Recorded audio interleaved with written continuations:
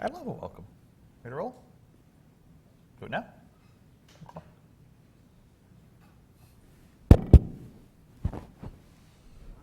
Let's roll. Oh, okay. Good afternoon. I'm glad you could be with us today. I'm sorry I'm a little, don't have my jacket on. We're upstairs undergoing our site team visit at the moment as well. So we have the ABA here to go through our accreditation, which occurs every 7 years. But just wanted to say a word. Oh, we're on here too? Wonderful. Just wanted to say a word about Professor Josh Blackman. We were so fortunate a few years ago when we went to the hiring fair, or it's affectionately known as the meat market in Washington, D.C. And I'm going to maybe embarrass... you always do. I'm going to embarrass you a little bit again.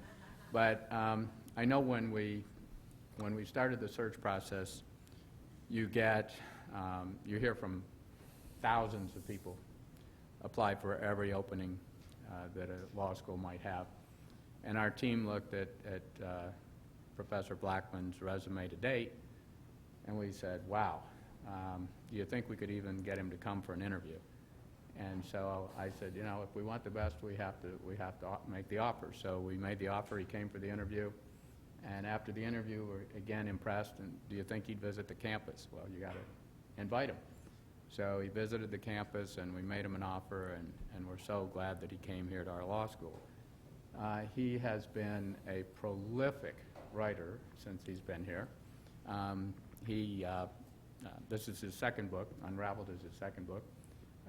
His first book was Unprecedented, and I understand you are working on a third book already. Undone. Undone. And so you can see the theme here developing. But I can honestly say, you told me if you gave me a copy, I had to start. I've started to read it, and once you do, I think you're going to finish reading it. Even just the way he lays out the opening is very compelling. So also, you might not know, Professor Blackman was chosen at Forbes magazine, everyone's familiar with that, as one of their 30 under 30, which is amazing. I mean, think about all the people that they look at for that award, and they picked 30 people, and Professor Blackman was one of those. He writes constantly on constitutional issues. He's on every media outlet you can imagine. He's in demand on the speaking circuit, but he still manages to get his service into the school, and that is part of the service to the school, and keep working on his teaching. Not only is he a great writer, but he has told me he hopes it's not immodest for him to say he wants to be the best teacher in this school too. So we're very lucky to have him, and so without further ado, present to you Professor Josh Blackman. Please. Thank you. Thank you, Dean. And he means this. He is really busy today. These accreditors have him running around everywhere. It's actually something. So I appreciate the dean could take even a minute out of his busy schedule. Everything he said is false. Nothing he said is true. So I'm very grateful to be back here talking about my second book. In 2013, I was at this very same podium talking about my first book, Unprecedented, the Constitutional Challenge to Obamacare. And today you are in for a treat. My second book is called Unraveled, Obamacare, Religious Liberty, and Executive Power. And in the next hour or so, I would like to walk you through the history of the Affordable Care Act and how we got to where we are today. So indeed, the story of Obamacare begins before Obamacare was even a thing. It begins back in 1993, when President Clinton and First Lady Hillary Rodham Clinton attempted to nationalize our health care system in a certain way with something called the Health Security Act. This would have given every American a little card that says that you have the right to health care. This plan, affectionately dubbed Hillary Care, would have radically changed the way Americans get access to health insurance. Now, when this bill was first proposed, people were kind of on the fence. Do I like it? Do I don't like it? They don't really know. The reason why, and this may surprise you, is that before Obamacare, by and large, people were happy with their health insurance. Every year, year after year, people were polled, do you like your health insurance? Roughly 80 to 85% of Americans say, yeah, we're happy with our insurance. Because for the most part, people aren't sick. And when you're not sick, health insurance doesn't really mean much to you. So the leading enemy of Hillary Care were Harry and Louise, Do anyone remember these commercials? Most of my students are probably too young because they weren't alive to actually remember these. But these were a series of commercials aired in 1993 and 94. And the setup was this. A ma and pa sitting around a table at home looking over this voluminous healthcare plan and saying, you know, I don't want the government getting between me and my doctor. I like my doctor. I like my insurance. I want to keep my insurance, and I don't care what the government says about it. Why is this so significant? Because this is what killed Hillary Care. After these commercials, there was no internet, there was only TV. After these commercials ran wall to wall for nearly a year, the popularity of Hillary Care spiraled downward. And what happened? The plan went nowhere. Many people credit these commercials with not only defeating Hillary Care, but also giving the Republicans the House in 1994 midterm elections. But these commercials also taught a very important lesson. If you want to reform health insurance, people have to feel comfortable that they can keep the insurance they like. Or at least that's what you tell them. So you see, there are three aspects of health insurance that are unescapable: cost, comprehensiveness, and accessibility. I'll give you two, but you can't have all three. If you want cheap insurance, it's not going to be very good. If you want comprehensive insurance, it's going to be expensive. And if you want insurance that's available to everyone, it's not going to be very good, and it will not be cheap. So pick two out of these three. You cannot have all three. So what does this mean? The Affordable Care Act was designed to expand insurance to nearly 30 million new people. When you expand the accessibility of health insurance, cost goes up, coverage goes down. Basic economics, my friends. But how was the ACA sold?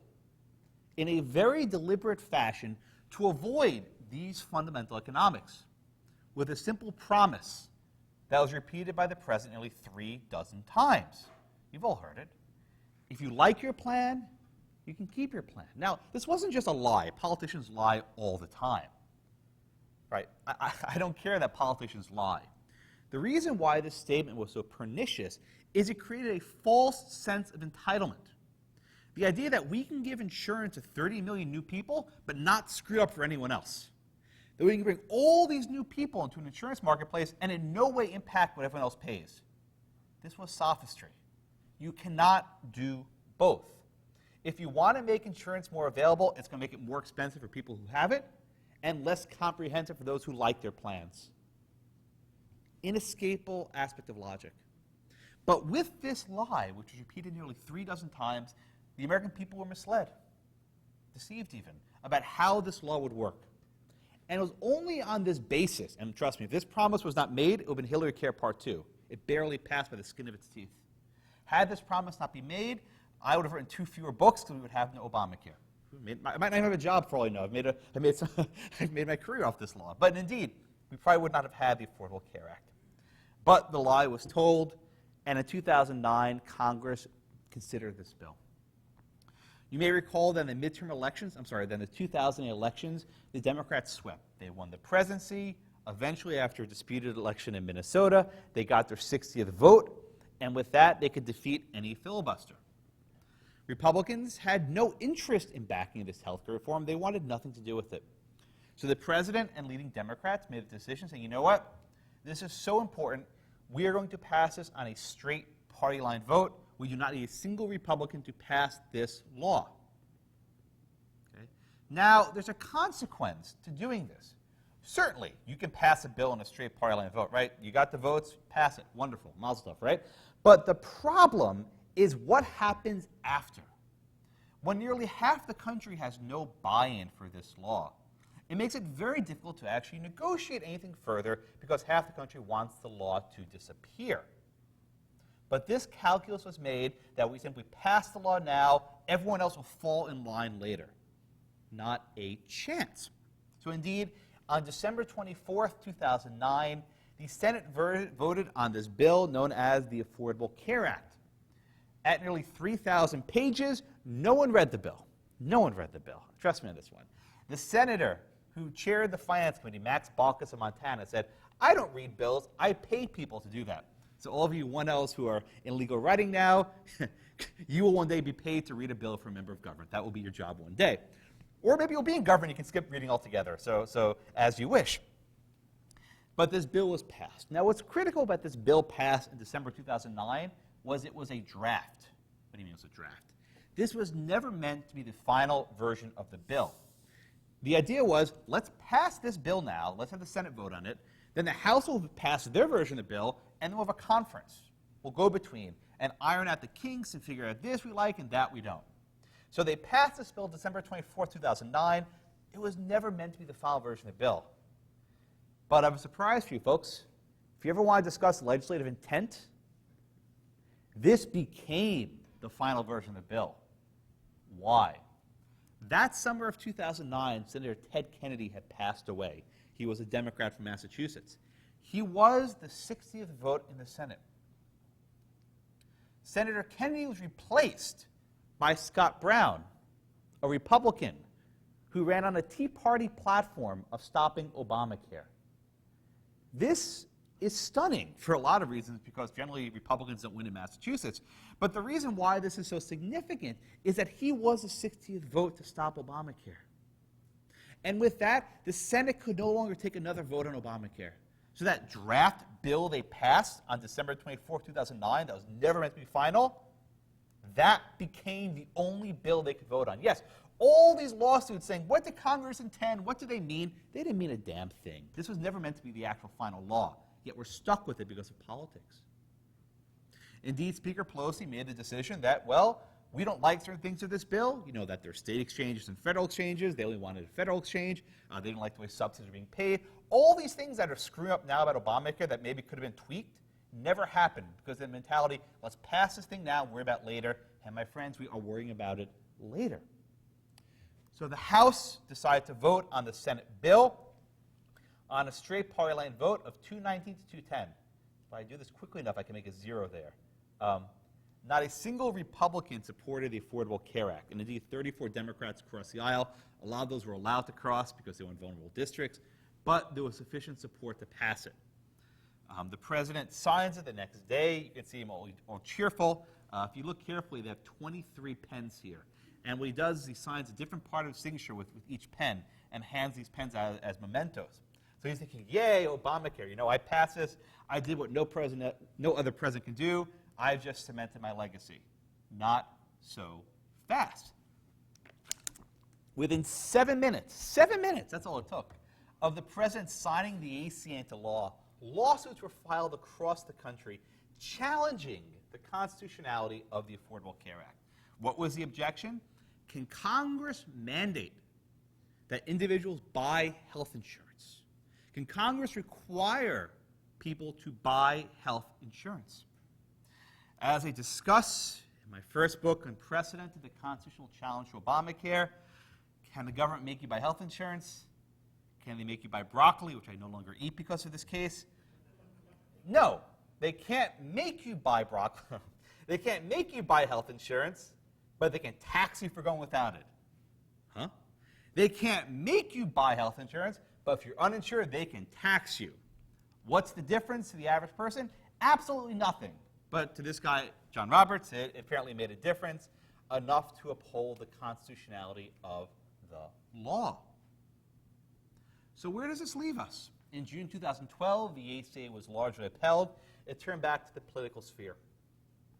Mitt Romney, the governor of Massachusetts, was running for the Republican platform. Feels like a lifetime ago. I know, right? You can't remember this happening. Lord help us all. So Mitt Romney was running for election, and he ran the platform of repealing and replacing Obamacare, which is coincidentally still the slogan of the GOP 5 years later. And it was utterly ineffective. Why? Because Mitt Romney created Obamacare. As governor of Massachusetts, he implemented in his state a law that looks really similar to Obamacare. It has a mandate. It has subsidies.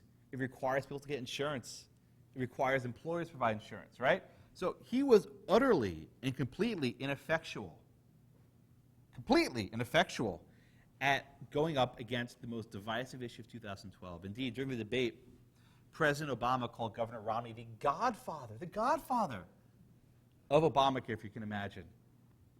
And with this, President Obama won a second term. Now, I would love to know what he and the chief were saying here. But when President Obama was sworn in for the 2013, I was thinking, oh man, you know what? This Obamacare thing, this is more or less done, right? Might be some little bit problems here, a little bit problems here. But, you know, I can go move on, write about something more interesting. I don't know, whatever else I'd write about, broccoli mandates, as it were. How wrong was I? In the period since 2013 began, the AEC has still been front and center. To this day, actually, fittingly, today is November 1st. Today is the beginning of the fourth open enrollment period, so that my timing is impeccable. Thank you to Dean Guder for letting me do it this day. But the remainder of my talk will focus on what happened since 2013, and there has been a lot. The first branch of case law I'd like to talk about concerns religious liberty, or as I call it, conscience and contraception.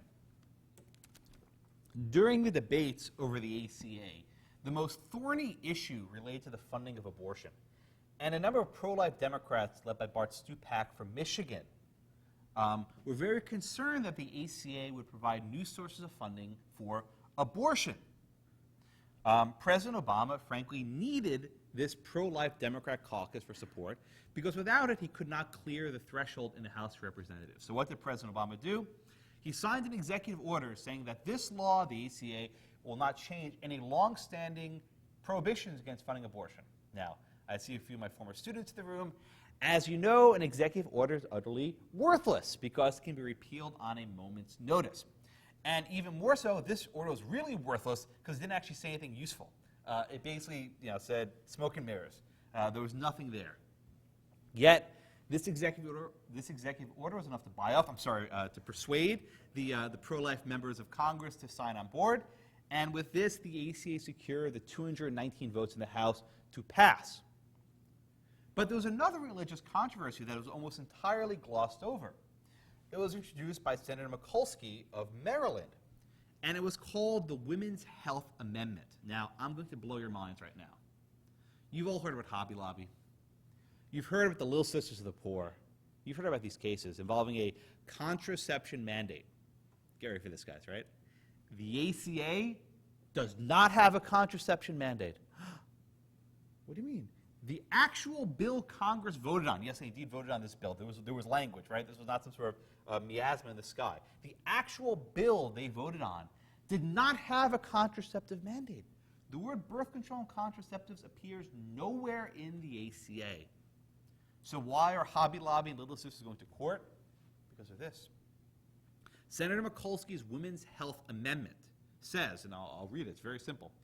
With respect to women, employers must pay for, quote, additional preventive care and screenings. That's all the statute says. That's all it says. For women, employers must pay for, quote, preventive care and screenings. Now, if I had asked anyone in this room, if you asked me, what do you think that means? Mammograms, cancer screenings, different diagnostics to check preventive care? Right. I think that would probably be a reasonable construction of the statute. However, the Obama administration took this language as a blank check, as Senator Mikulski knew they would. There was no mystery what's going on here. The Department of Health and Human Services, in conjunction with the Health Resources Service Administration, in partnership with the Institute of Medicine, there's all these groups of these alphabet soup agencies, determined that the word preventive care actually means the full range of FDA-approved birth control. All of them. Everything from he has a diagram, everything from the morning after pill, to the condom, to spermicide, everything else. I suppose preventive means preventing fertilization. I suppose that's how they interpreted preventive care, which is not the most obvious definition. So, the consequence, though, of creating this is now employers must provide their workers with access to birth control. This was an actual commercial put out by a government agency in Colorado. I'm not kidding, and I'll read it for you if the letter's too small. Let's get physical.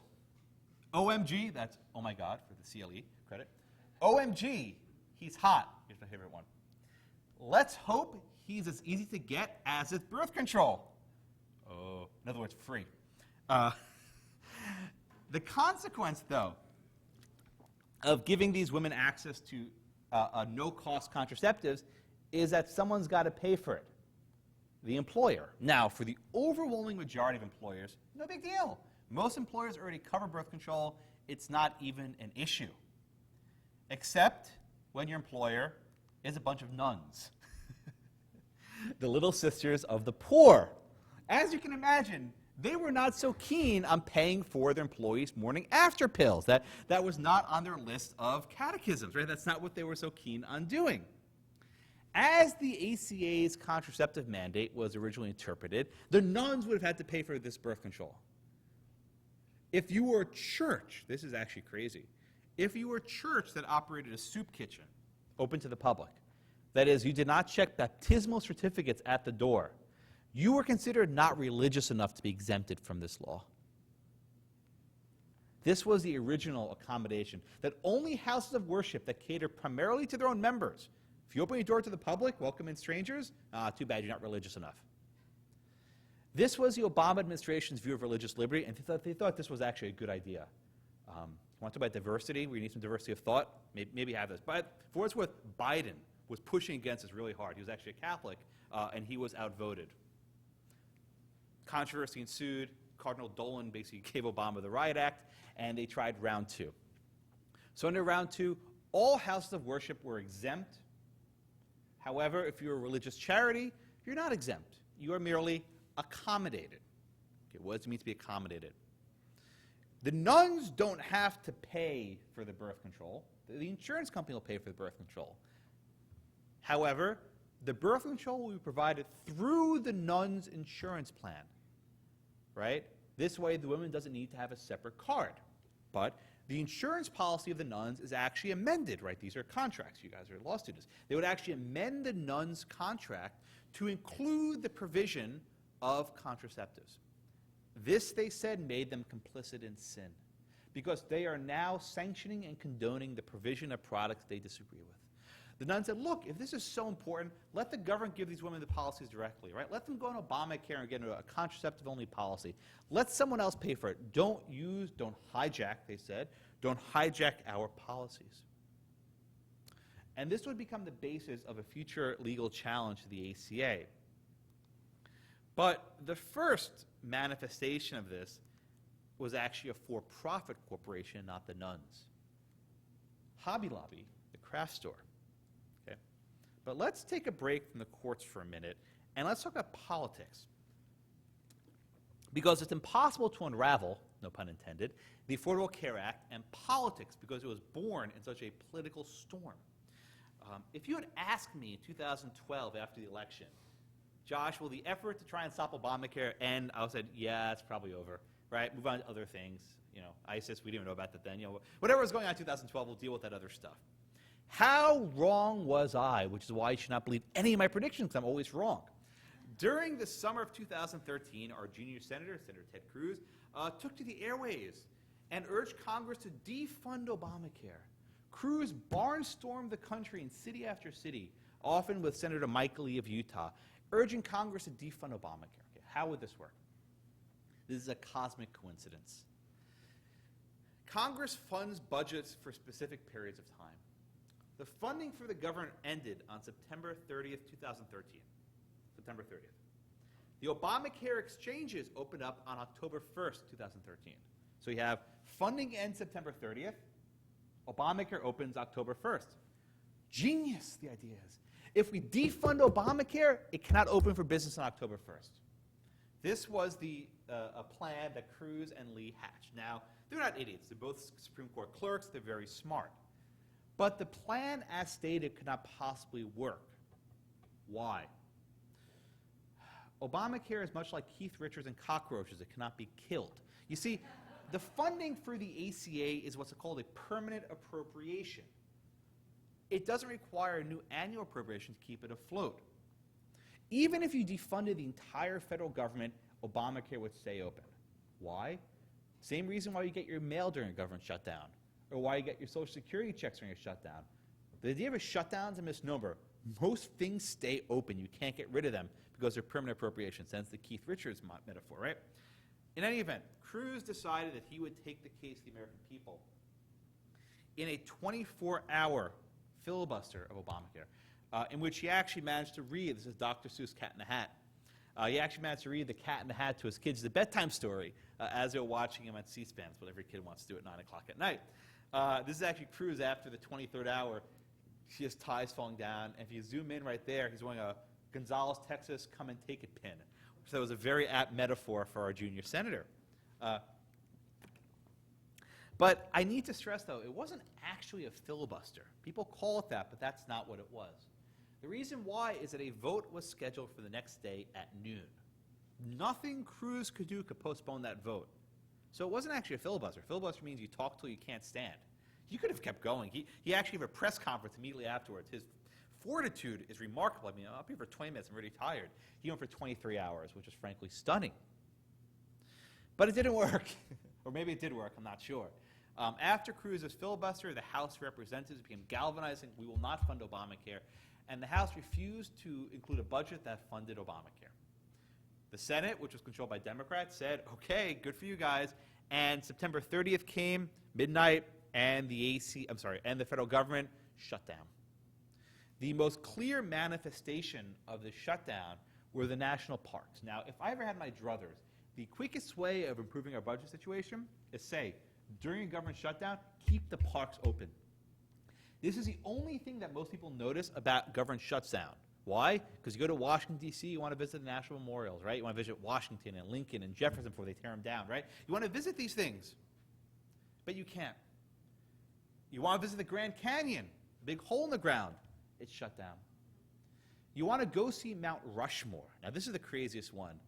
The park police actually there's a road that went near Mount Rushmore. They actually closed off this little lookover to even park and see the monument. They closed that also. They closed Ellis Island and the Statue of Liberty. This is political theater.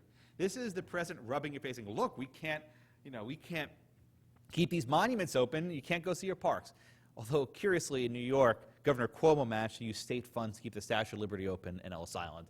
A same accommodation was not made to Governor Brewer in Arizona for the Grand Canyon, but make of that what you will. But they tried to get the monument, especially this is the World War II memorial, and a number of veterans were actually coming to D.C. that day to see. They were World War II vets. They want to see the memorial. Do you think these barricades stopped them?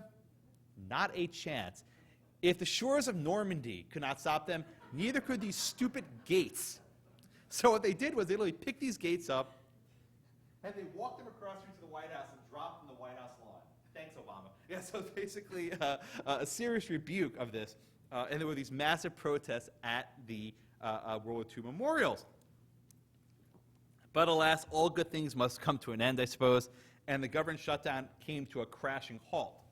Because not only were we dealing with a government shutdown, we were also dealing with a debt ceiling. The debt ceiling is the amount of money Congress can borrow. And if that number is not raised, and it's raised every year, basically the government can't borrow any more money, which means we have to start defaulting on various obligations. Ultimately, the Republicans caved entirely. Not only did they fully fund the government and fully fund Obamacare, they actually eliminated the sequestration, which was a procedure put in place to cut spending. So the government shutdown, top to bottom, was an epic failure in all respects. It accomplished nothing except for giving President Obama a few victories. But even worse than giving the president some victories, it covered what was indeed the unraveling of Obamacare. Because on the same day, this cosmic coincidence, right? The same day that that the government shut down, Obamacare opened for business. Healthcare.gov launched, or at least was supposed to. You see, the government spent nearly $2 billion, billion with a B, $2 billion on a website that did not work. For weeks at a time, people weren't able to sign up and log on to this website. It was constantly down, and all these people were like, what the heck is this? I can't sign up for insurance. People waiting till they're blue in the face. This posed an existential crisis to the Obama administration, right? Could this website be fixed, or would it need to be scrapped in its entirety? They made the decision that it could be repaired, and the president called in the nerds, right? This was indeed the tech surge. Now, You know you're in trouble when your strategy for your website is also named after strategy for Iraq, right? This tech surge would find a way to magically restore the website. And the president promised, hopefully, yeah, that by Thanksgiving 2013, the Obamacare website would work. And to their credit, and this was one of the saving graces of the president's first couple years, it worked. The nerds were able to fix the website. In less than a month, a team of like 5 guys from Facebook and Google did what an entire federal bureaucracy couldn't do in 2 years for $2 billion. It's stunning when you actually think about the incompetence of the people who now want to manage our health. They couldn't build a website. How could they do everything else? But we'll give them the benefit of the doubt. But on top of the government shutdown, and on top of this website debacle, there was yet another crisis that was brewing, which was the cancellation of policies. You see, contrary to the president's promise that you can keep the policies that you like, Obamacare works very differently. The regulations the government issued said, if your policy does not meet these very strict guidelines, canceled, gone. There was no mystery that millions of people would lose their policies, yet the president kept lying about it because it was politically salient. So what happened? In the fall of 2013, letters went out from insurance companies, and between 2 and 4 million Americans got these cancellation notices. The exact number is actually fairly hard to pin down because the Obama administration won't release the numbers, but it's between 2 and 4 million. You can take your estimate wherever you want. But it's a significant number of people who lost the policies they like. No amount of oversight can ever cure that. Indeed, President Obama's promise that if you like your plan, you keep your plan, was dubbed by PolitiFact the lie of the year. That's a pretty high honor for politicians who lie a lot. But this is a very big deal. Or to quote Joe Biden, a big effing deal, as Joe Biden once said.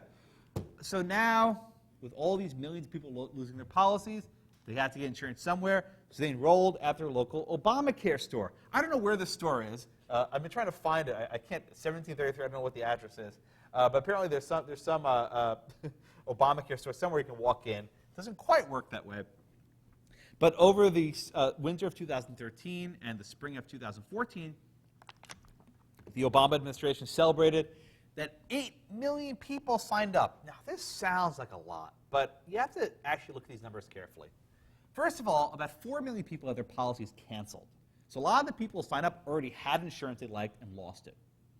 The second major thing to think of is that this is the number of people who, quote, signed up, not the, quote, people who paid. You see, a lot of people sign up for Obamacare, use health insurance, and then never pay their bills. Good luck collecting. Because insurance cannot deny coverage to anyone. And what they found is people who are very sick sign up, get treatment, get surgery, and then they cancel their policy and never pay. That is one of the reasons why premiums are going through the roof. Because rather than to pay for all these people, they're simply taking advantage of the system. But they're not taking advantage of the system. When you give people the option of buying insurance with no penalty and you can cancel it at any time, they're going to take advantage of it, right? That's how human nature works. They're being rational, unlike the people who designed this law. So let's pivot back to the cases. And I want to talk about religious liberty first. And there was a very significant decision from 1991 called Employment Division v. Smith. This case involved a Native American who used peyote as part of his religious ritual. For those of you who don't know what this is, and no one raised their hands, this is this hallucinogenic cactus that a lot of Native tribes use in their religious rituals. It's a controlled substance, that is, it is illegal to possess. Mr. Smith worked as, of all things, a drug counselor. He lost his job, and, not too surprisingly. He tried to apply for unemployment benefits with the state. The state denied benefits, saying, look, dude, you were fired for being a drug addict and a drug counselor. No good, right? So he lost his job, and then he could not collect unemployment benefits. He challenged the constitutionality of this decision, saying, look, this is burdening my religious exercise. Like, I want to use peyote. I should be able to get these benefits. Appealed to the U.S. Supreme Court. In a decision that was very controversial by Justice Scalia, the court ruled against Mr. Smith. And they said, look, this is a law that applies to everyone equally. No one can do drugs. They're not targeting Native Americans. They're not targeting Jews or Baptists. It applies to everyone. Therefore, it does not violate the First Amendment. Okay? Very unpopular decision. so unpopular that Congress passed a bill in record time, almost unanimously. If you can believe it, that's Orrin Hatch, Al Gore, and Chuck Schumer, right? They all agree on this bill called RFRA, the Religious Freedom Restoration Act. And this bill, as its name suggests, attempted to restore the First Amendment from how it existed before the Smith case. And it said that if the government wants to burden religion substantially, they have to have a really compelling governmental interest.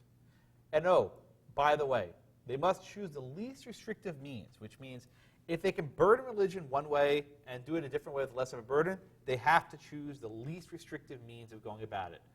Okay? Now, the Supreme Court said, wait a minute, you can't do this. You can't tell us what the First Amendment means.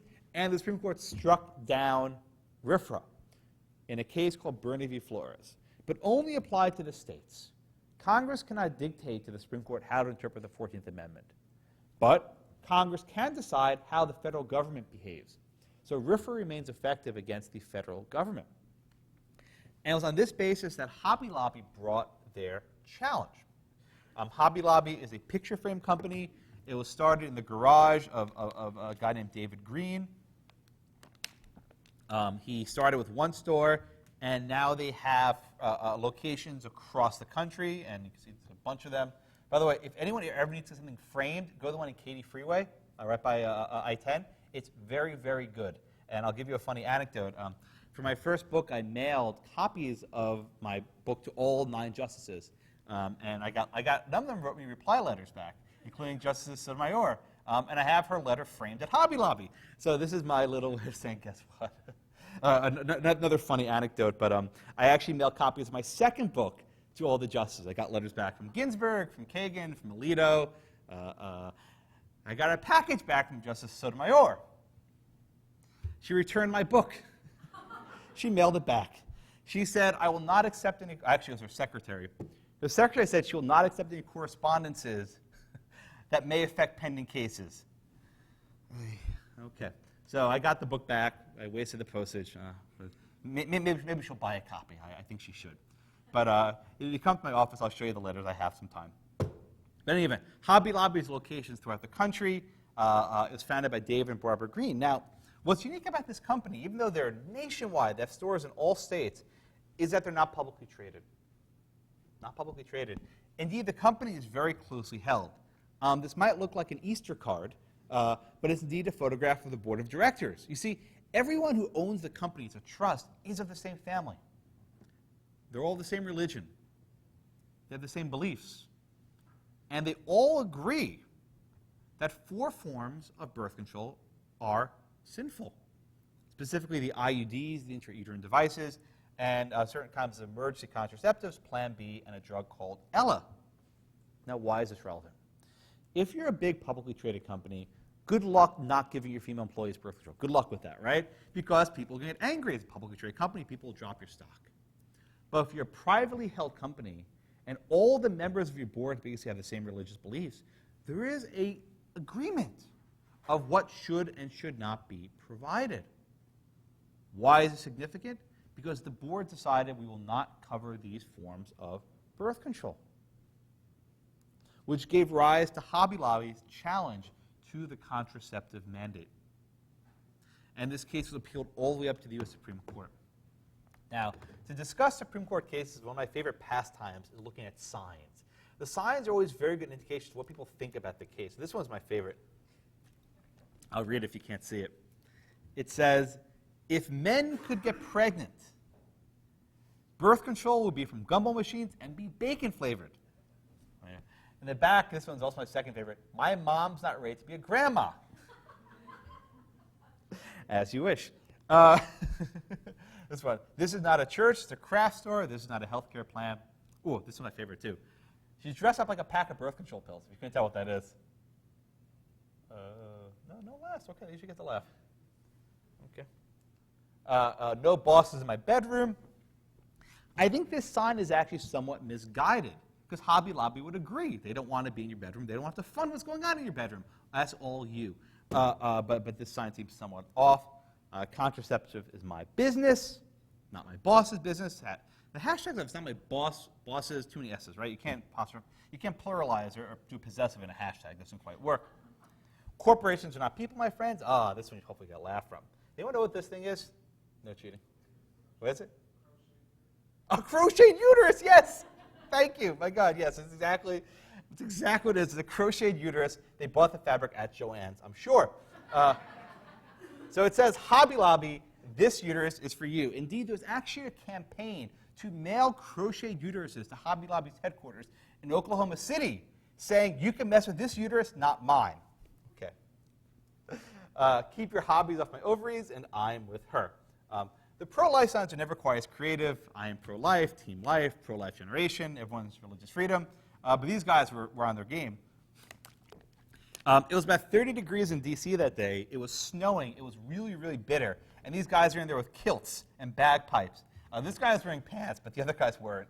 And they look pretty damn cold. And it says, God's law comes first, repeal socialist Obamacare. Not too much attention on those guys, but they always come back to the court. The case was argued by Paul Clement for Hobby Lobby and by Solicitor General Verrilli for the government. And in something of a surprise, the Supreme Court, by a 5-4 margin, ruled for Hobby Lobby. And they said, just because you're a corporation does not mean you lack First Amendment protections. Guess what, guys? If any of you belong to a church or synagogue, it's a corporation. They're all corporations. People associated with the corporate form does not mean they're without rights. Justice Alito said, to make someone buy something they deem sinful is itself a violation of their religious freedom. But more to the point, Justice Alito said, if the government can find a better way of giving these women birth control, do that. Put it on the healthcare exchange. Let someone else pay for it. Don't make Hobby Lobby pay for it, and let the women get the same coverage. The lead dissent was authored by the notorious Ruth Bader Ginsburg, notorious RBG, as she is now fond of calling herself everywhere she goes. Gets a little bit to her head, I think. I think RBG actually jumped the shark in this interview with Katie Couric. I think this is actually the moment where she lost it, but she's still in the court and sending me very nice thank you notes, so I'll be respectful. But anyway, Justice Ginsburg said this is a very bad idea. Corporations have no rights. And once we start giving exemptions to corporations, they're going to seek to be exempted from a whole host of laws, right? If a corporation doesn't want to hire a woman who's married, married woman should be at the home, chained to the kitchen, right? She had all this parade of horribles, none of which have actually come true, as it were. It seems this is a very localized thing to contraceptive purchases, but her dissent was there. The pro-life people celebrated. This girl blowing kisses saying the totally wrong message, but I guess she was very excited about it. Okay. So this was a conclusion of the first case, Hobby Lobby. The second case concerns something much more mundane, but more important, which were tax subsidies. The Affordable Care Act sets up two types of exchanges on which people can buy insurance. There's the federal healthcare.gov, and then there's state exchanges. Now, as you all know, states cannot be forced or commandeered to do stuff, right? Congress can't tell states, you are required to make an exchange. That would be unconstitutional. But they can say, hey, Texas, if you don't want to build an Obamacare exchange, your residents can use our exchange as a backup, which is exactly what happened. Texas wanted nothing to do with Obamacare, so if any of you actually need to get insurance in the state, you will likely log on to healthcare.gov, not some sort of Texas-specific site. So far, so good, right? But then we actually get to the text of the statute. This is section 36B of the ACA, and I realize it's very small, so I'll read it for you. It says that you are eligible for subsidies, right? Your policy will be subsidized. You get these tax credits, make it a lot cheaper. If you enroll in an exchange established by the state. You get the subsidies if you enroll in an exchange established by the state. Now, one may think that means you get the subsidies if you enroll in an exchange established by the state. But what would the consequences be of that reading? In nearly 30 states on the federal exchange, people will get no subsidies. And oh, by the way, if you get no subsidies, Obamacare is entirely unaffordable. Obamacare has made insurance so expensive that if you don't qualify for a subsidy, you get nothing. By the way, who gets subsidies? People at 400% of the poverty line. What does that mean? If you're a family of 4 making more than $90,000 a year, you get no subsidies. Good luck affording insurance like that. I'll get there back in a minute. But for the people below this 400% level, they would only get subsidies in the event that the state established an exchange. This couldn't be the rule. So the Obama administration said, you know what we're going to do? We're going to treat state and federal exchanges equally. Notwithstanding this language, we will treat state and federal exchanges equally. Why? Because if we don't, Obamacare will fall apart. It would unravel to treat states and federal exchanges differently.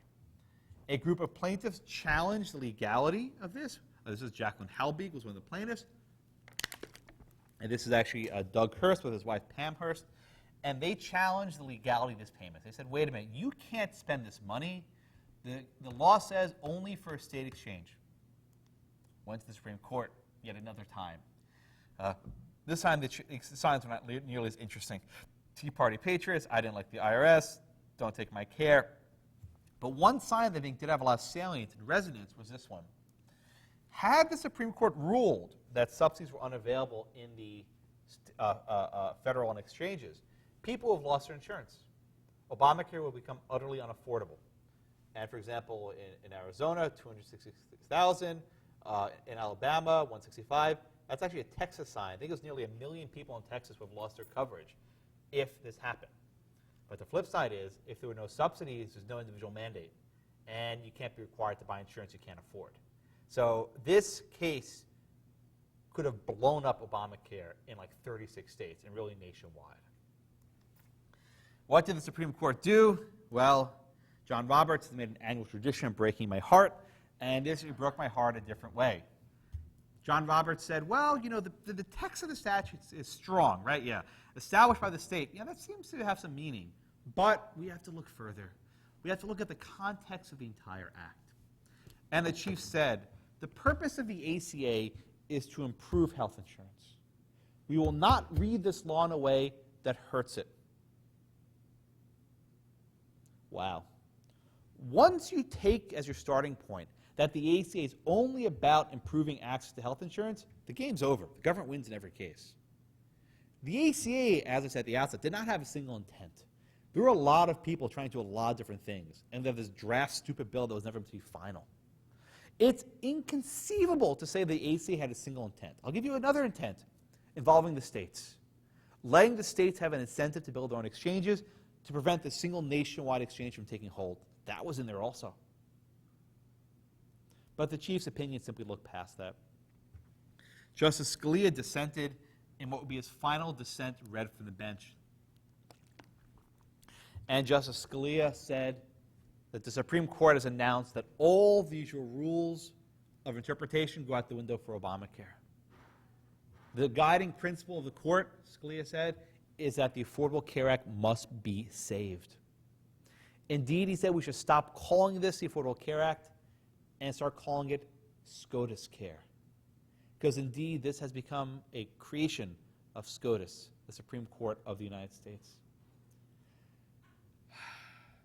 Alas, Scalia was in dissent, and that would be his last opportunity to complain about Obamacare, at least publicly that we know of.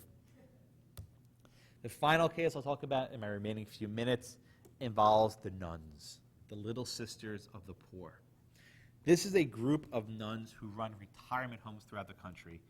Their mission is to accept all the elderly, regardless of their religion, regardless of whether they can pay. And I mean, these are pretty good people. I had the good fortune of going to a lunch after the Little Sisters case was argued, and there were these nuns everywhere. I felt like I was in a casting call for The Sound of Music. How do you solve a problem like Scalia? Indeed, but the nuns had a problem, right? They said, look, if our employees, by the way, the nuns aren't asking for birth control, but if their employees, nurses, janitors, whatever they have in their home, right? If their employees want to use birth control, they're like, we can't stop them. But the nuns said, we don't want to be complicit in this sin, this doctrine of scandal, right? We don't want to be associated with provision of these drugs. Let them use a separate plan. Let them go on Obamacare, healthcare.gov to buy a contraceptive policy. The government said to the nuns, no. It is in no way burdening your religious liberty. In no way burdening your religious liberty to have this on your policy. Why? because you're not paying for it. If you're not paying for it, it doesn't bother you. The nuns did not agree. So the case was argued. I was actually sworn into the Supreme Court bar that day. It was a pretty cool day for me. I was sitting 5 feet from the lectern table. And the justices seemed pretty divided. It seemed like actually, it was 4-4. There were only 8 justices there because of Scalia's death. They seemed pretty close. After the case was argued, the nuns victoriously walked down the steps. They went to the microphone. I'm actually somewhere in the background. You can't quite see me, but I was walking down the steps at that moment. And the nuns were happy. And then something crazy happened. The Supreme Court, a couple days later, says, we'd like extra briefing. Huh? Basically, they said, we can't decide based on these facts what to do. We only have 8 people. So can you guys come up with some other way of giving these women birth control without burdening religion? Like, give them something else. And the parties wrote these briefs back saying basically, yeah, not really, right? Maybe there's some other way that the nuns can object, but the basic disagreement, are we using the same insurance plan or a separate insurance plan? That basic disagreement remained. So what did the Supreme Court do with this massive disagreement? They ignored it. They pretended it didn't exist. And a couple weeks later, they issued a decision. And in their decision, they said, well, the parties told us they can work something out. They didn't. But the parties told us they can work something out. Go figure it out, you guys. And they said, remand it back to the lower courts and come back when we have 9, which may not be for a while. So that was a partial victory for the nuns. They'll have none of it. But this case is far from over, which is probably why Justice Sotomayor rejected my book. Maybe she'll read it anyway. Who knows? The future of the ACA is far from certain. Indeed, Dean Gooder teased my 3rd book in the trilogy of Unprecedented, Unraveled, and indeed Undone. I don't know what the heck's going to happen. A lot of it depends what happens next Tuesday, and none of us know what the heck's going to happen next Tuesday. Really, none of us know. Yeah, none of us know. But the fate of the ACA is very much in trouble, as we're seeing with the beginning of this 4th open enrollment season. The simple fact is the law is unaffordable. Now, why is it so unaffordable? I'll give you guys a little economics lesson. The most popular provision of the ACA, the most popular part of the law, is a provision that says we cannot charge more money to people with pre-existing conditions. Does that sound awesome? Isn't that so sympathetic and compassionate as a human being? It's frickin' expensive. Covering sick people is very expensive, and that is in large part why Obamacare is spiraling out of control. Far more sick people are signing up than healthy people. It's inescapable. The mandate requiring people to sign up is only $600 a year. People are saying, screw it, I'm not going to pay that. So you have all these sick people and not enough healthy people, and these prices are going to keep going up, and as prices go up, guess what? Health people are saying, screw this, I'm not buying this product. It's going to be expensive with a high deductible, never see a penny of value from it. This is the very death spiral. The very death spiral ACA was designed to avoid, but due to the low penalty, it's not. Now, the government's predicting maybe the number of people insured rises to 13 million this year. It's about 10 million now. Do you know what the government's estimate was 5 years ago? 20 million people. They estimated 20 million people would sign up. We're barely at 10. And this year, forecasts are basically flat growth, maybe even a decline in the uninsured rate. Now, it's wonderful to say that maybe 10 million people have now been able to get insurance. Well, a lot of them had their policies canceled. The other number is 20 million people. This includes a lot of people on Medicaid who got free government insurance. I don't consider that much of a victory. But the fact of the matter is it's vastly underperforming, and the economics are fraught. Now, what do we do next? Hillary Clinton said we need a public option, right? Let the insurance companies compete with government and let a government policy be in the market. My friends, you don't compete with the government. They don't price based on profit. They price based on the U.S. Treasury, which is never ending. So once you include a public option, private insurance goes away. Now, rich people still have it, right? If you're wealthy, if you're, you'll still have your great insurance, but your average Joe down the street will not have it. But they say, well, let's repeal and replace the entire thing. Well, yeah, good luck with that, because you have 20 million people who rely on this law, and you cannot remove entitlements. So in this weird spot where the law is not working as is, and there's unlikely to be any agreement what to do about it. What does that mean for the future? Stay tuned to my 3rd book, which maybe another 3 is I'll be standing right here giving a talk on. Thank you so much for your attention, and I welcome any questions that you may have. Please clap. My best Jeb Bush impression. Questions? question.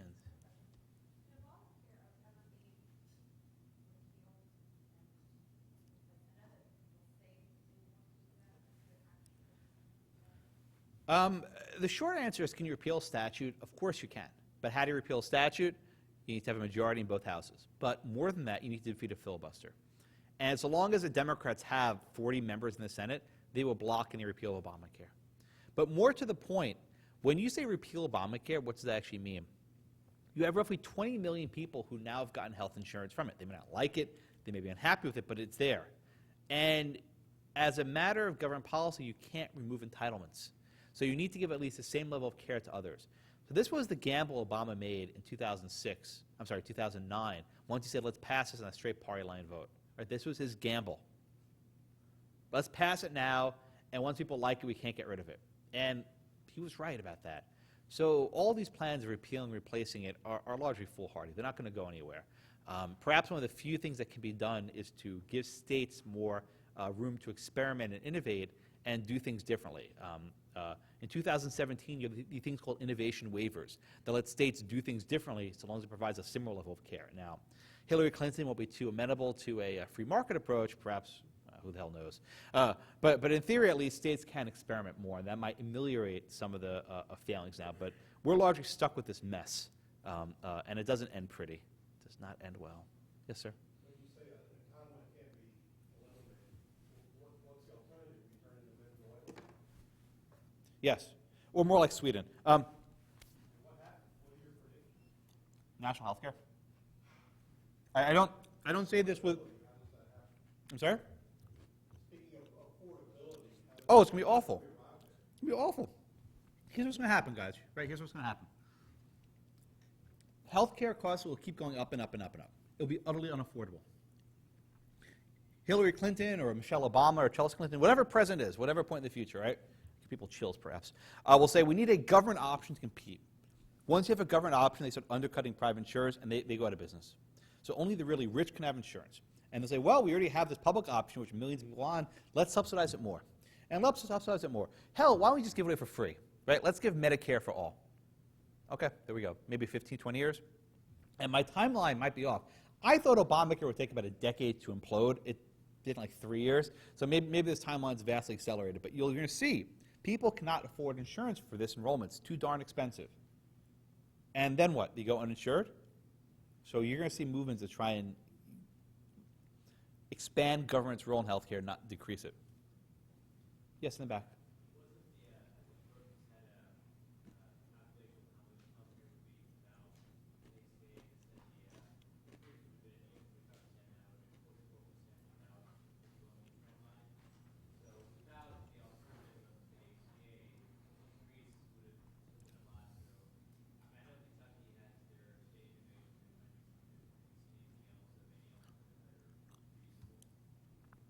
So some states are doing better than others, without a doubt. In some states, insurance companies are actually making a profit. Why? It's surprisingly hard to pin down, and a lot of it's based on geographic regions and where people live. But the simple answer that I would usually give to this is states need more flexibility. And the way it works now is you have your gold, your silver, your platinum. We have these 4 or 5 plans. That is not enough for most people. So to the extent that the ACA that the federal government can relax some of these strict mandates, you may get some more people buying in a cheaper plan. The ACA was premised on the idea saying we don't want people having cheap plans. Look at everyone, even the bronze plan is pretty substantive. They may improve the situation, but I'm not too optimistic. Maybe one more question. Yes, sir. The backbone of Justice Roberts is on display when he's selected. What do you speculate is the reason why he's to nominate The question is why does Chief Justice Roberts do his best pretzel impression to accommodate Obamacare? I think the Chief Justice, and I write about it at great length in the book, has a sense that he doesn't want the court to be at the center of these big political controversies. And for whatever reason, he's gotten his craw that ACA is untouchable, that it cannot be invalidated by any means. And as a result, he's really bent over backwards. He's read a penalty to be a tax. He said that the state means federal. I mean, he's done things that you think he would not do otherwise. But he's really convinced himself that this is the right way of being a justice, being the Chief Justice. Maybe he thinks that if Obamacare is so awful, let the people repeal it. Don't depend on the courts to do so. But that's where we are, and the Chief's opinions have given me the chance to write 2 books, and likely a 3rd soon.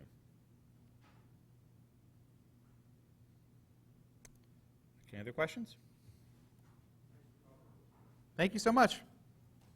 And I'll be selling some books afterwards. If you want to waste $30, I'll be happy to sign it for you. Thank you.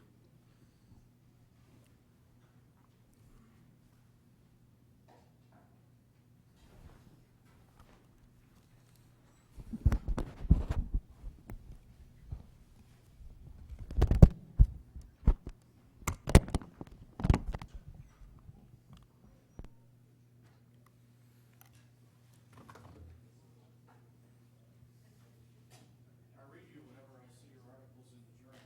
Hey, what's your name? I appreciate your What's your name? battling